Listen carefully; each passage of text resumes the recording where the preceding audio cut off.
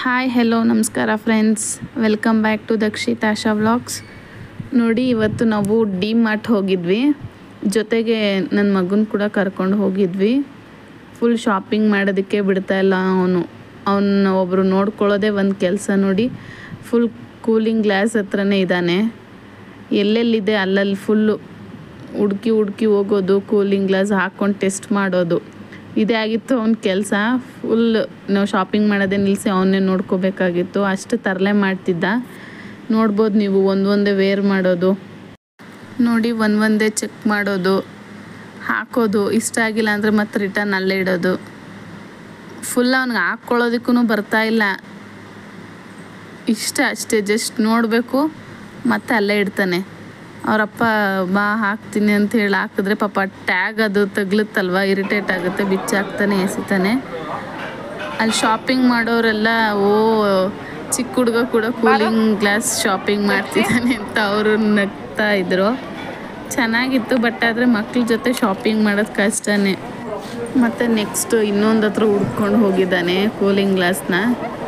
Finally ಒಂದು ಇಷ್ಟ ಆಗಿದೆ, ಹಾಕ್ಕೊಂಡು ಫುಲ್ ಎಂಜಾಯ್ ವಾಕಿಂಗ್ ಮಾಡ್ಕೊಂಡು ತೋರಿಸ್ಕೊಂಡು ಓಡಾಡ್ತಿದ್ದಾನೆ. ಕೆಳಗಡೆ ಇದ್ರೆ ತರಲೆ ಮಾಡ್ತಾನೆ ಅಂತ ಅದ್ರಲ್ಲಿ ಕೂರಿಸಿದ್ರೆ ನೋಡಿ.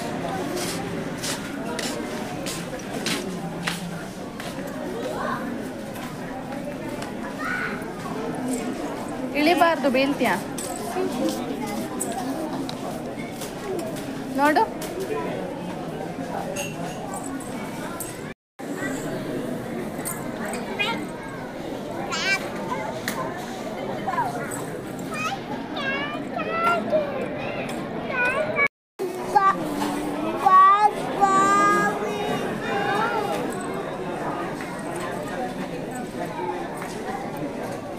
ಫಸ್ಟ್ ಫ್ಲೋರಲ್ಲಿ ಶಾಪಿಂಗ್ ಆಯಿತು. ಇವಾಗ ಸೆಕೆಂಡ್ ಫ್ಲೋರಲ್ಲಿ ಬೇಬಿ ಟಾಯ್ಸ್ ಇತ್ತು, ಅಲ್ಲಿಗೆ ಬಂದ್ವಿ.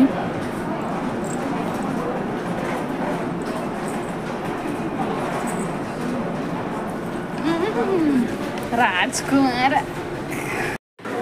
ನೋಡಿ, ಅವನು ಒಂದು ಹತ್ರ ಇರ್ತಿಲ್ಲ, ಫುಲ್ ಎಲ್ಲ ಕಡೆನೂ ಸರೌಂಡಿಂಗು. ಒಂದು ತಗೋಬೇಕು.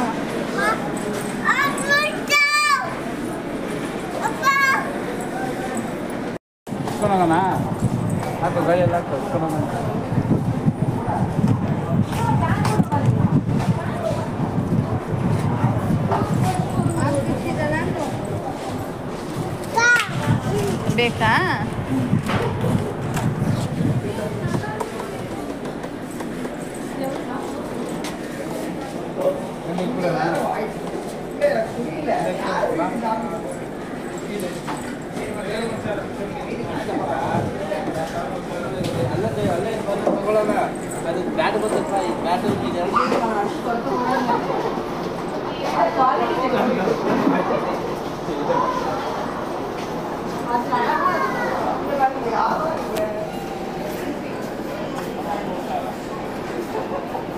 ಬಾ